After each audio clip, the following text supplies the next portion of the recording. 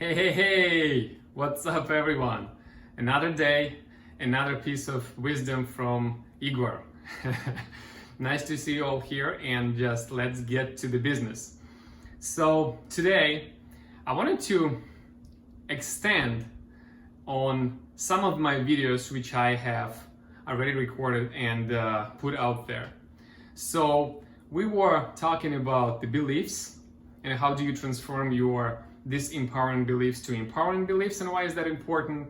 We've been talking about your identity and how did you inherit some part of that identity from your past without really controlling that thing, right? And the methods of how would you improve your identity and what kind of benefits would you have. And we also talked about the habits and rituals and how important they are in your life, and how to implement them in your life and what it's going to lead to. A lot of you have been a little bit stuck after all those exercises because you have a lot of different information there and a lot of different outcomes, and you're now thinking what is the purpose of doing all that? How would it help me going forward? So how it's going to help you, the answer to that is you're going to start making different decisions. And today, the decisions is the main topic of this conversation here. So as a result of doing all those things, what is going to change is going to change the patterns you use in making your decisions. Because I think the decision is the starting process of the outcome, of the result you want to get. Because first, you decide something, then you apply action, which is one of the most important things to do as well, and then you get the outcome. So if we really believe that means to get the different outcome, we have to start making different decisions, right? I think you can agree with me on that. Okay, so I have these two methods of how do I accelerate my decisions, and I make even better out of that process of making the decisions than just having those beliefs and habits and identity changes, which eventually will get me to the different decisions. But I want to accelerate that, and how would I do that is that I'm using these two important things in order to make my decisions as good as I can possibly get them, right? And one of them is I build frameworks which help me to make better decisions. And second, I quantify my decisions. Today I'm going to try to cover this topic of quantifying the decisions, and I will be coming back with the frameworks what I use to make better decisions. So what is the quantifying the decision? Well, as you know, we put a lot of emotions in our decisions, right? And as we know also, our emotions, they are a lot stronger than our logic, than our rationality. And although we think we can control our emotions, the emotions can get this control over at any point of time, and also during making that decision. So the idea is to get as many emotions as possible out of the decision and see what the decision will look like without the emotion. So that's why it calls quantifying your emotions, because what is something we can rely on? Not the emotions, but what else? Well, mathematics, the math, right? That's why I'm saying quantifying. What does mean quantifying? And I will explain you with an example. How can you quantify your decision? Let's say you want to make a decision in between staying at your current job and work for that company, or accepting that offer you got from other company. These are two very common decisions we make in our lives, right? And maybe you are, during this kind of decision right now. So hear me out. So what you do is you try to describe the potential outcome of both of these decisions.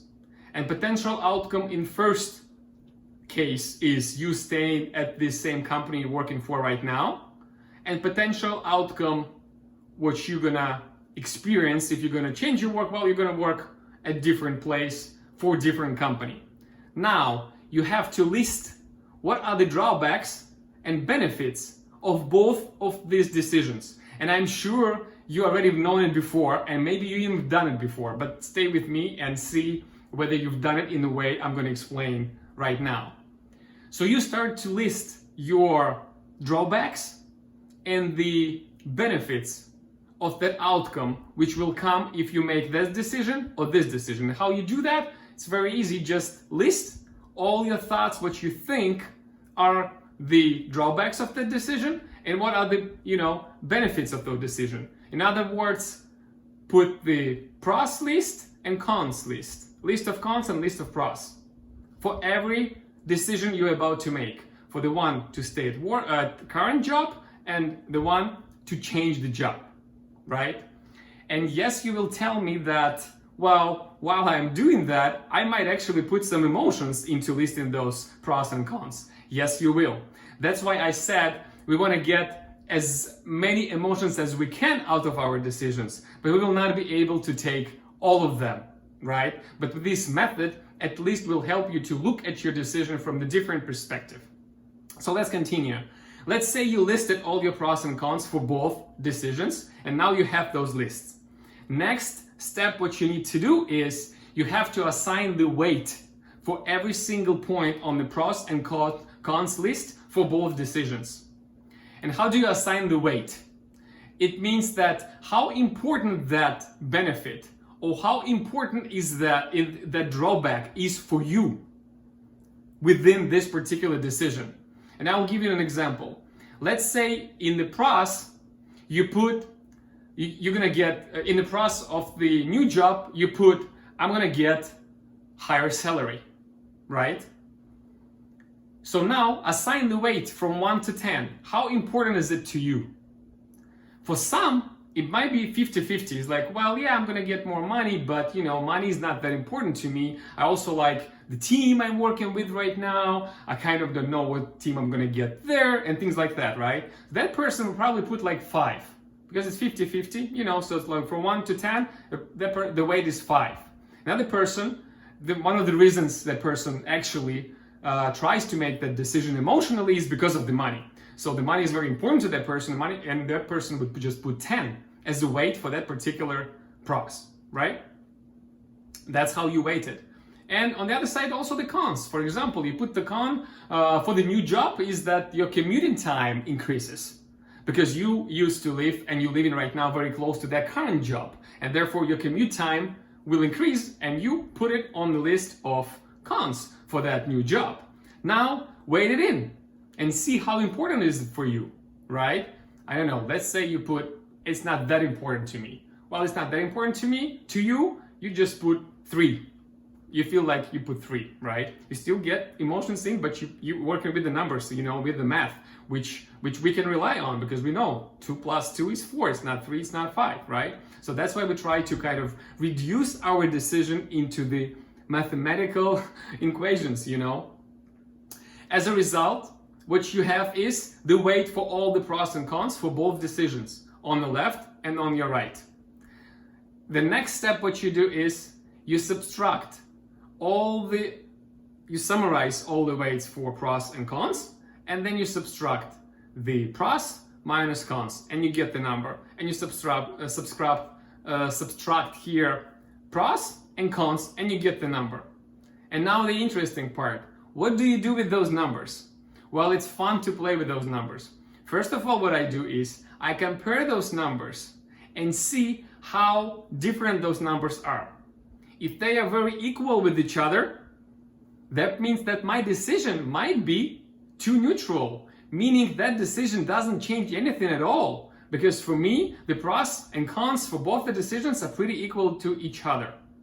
From other point of view, I would also try to compare those numbers with my emotional decision which I had before. Let's say before I wanted to change the job and I was like almost sure I would get this offer and I would accept this offer right now. But now I see that on the scale of my decision to change the job, I have 50 points, but in my current job I have 80. So the quantifying methods tells me that I should stay. It does not necessarily mean that you will stay or you should stay. I'm not saying that, guys. I'm not saying to blindly believe these calculations and those numbers. No, I'm saying to use this method as a help to make the final decision. Because if you see the huge difference in between the numbers, at least what it's going to do with you is to think a little bit more. Like, why do I want to change my job so bad, but the result of weighting, pros and cons shows such a huge difference, and actually the new job kind of loses to the current job, right? And the answer might be, well, I maybe did not realize how many pros I might get, or I maybe put a little bit too many of cons and I have to, change the weight here. It's going to be the conversation with yourself, but that conversation might change a lot. For example, to get this number higher, you might get to ask for better conditions of that offer, what you got, right? You see, okay, so I have this many points about this and that pros. A little bit, not too many pros here, by the way. How can I make more pros here, more benefits if I'm going to change the job? And I'm going to start to negotiate with that company, and in that way, I might get the better conditions, the better agreement conditions for myself, right? So at least what it did not change my decision, but it improved the quality of the decision. It improved the probability what that decision will bring me to that outcome which I wish and desire and want for. You know what I'm saying? So that's what I call quantifying your decisions. You actually get both decisions together. You list the pros and cons of both the decisions. You assign the weight to those decisions to see how important to those decisions and to those pros and cons what you listed for both decisions, and you see how important those pros and cons are for you. Then you summarize all those points and subtract them from each other, and then you compare it in between each other. And then based on that information, you try to kind of tweak your emotional decision you're about to take before. And at some point, you might just improve that decision and get the better condition out of that decision, better outcome. In some point, you'll realize that you actually have to make the different decision. And this calculation method actually helps you to realize that and get the emotions out of the decision-making process. This is how I do that. I have a little bit more complicated methods. It's not only weight I assign multiple things to those points, and I might discuss it further down the line. But for this video's sake, I hope it was simple enough for you to understand of how you can actually quantify your decisions, and in this way to get better results for yourself. Because remember, decisions first, action second, the results third. Thank you for listening to me today. I'm still going to cover the topic about the frameworks which help me to make the decisions, and better decisioning to everyone. Peace out. Igor here.